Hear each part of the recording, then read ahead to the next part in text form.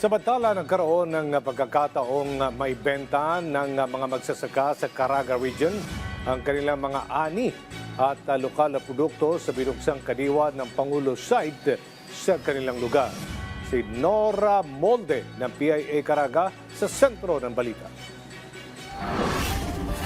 Umabot sa halos 7,000 karaganon ang nakinabang sa 20 pesong bigas na proyekto ng pamahalaan sa pamamagitan ng kadiwa ng Pangulo. Sa tulong ng Provincial Agriculture Office, naging available na ang tig 20 pesong bigas kung saan maraming mamamayan ang makinabang sa iba't ibang lugar sa buong rehiyon.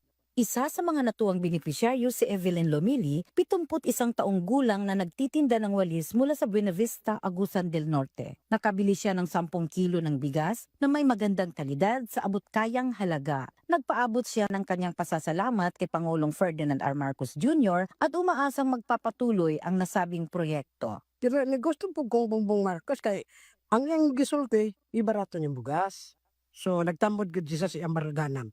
So ganan ko ana niya. Pag mo saad siya, tumanon niya. Samantala, maaga namang pumila sa Butuan City Hall si Florencio Gallebot mula Barangay Maon upang matiyak na makakakuha rin siya ng tig 20 pesong bigas. Anya, mas maganda ang kalidad ng bigas na nabili niya sa Kadiwa kumpara sa karaniwang bigas na nabibili sa halagang 40 piso kada kilo. Pasalamat ko nga ni ani ron para makatabang sa mga tao katong wagay kayo kapalit, makapalit sila kay Brator man 20 ramalo.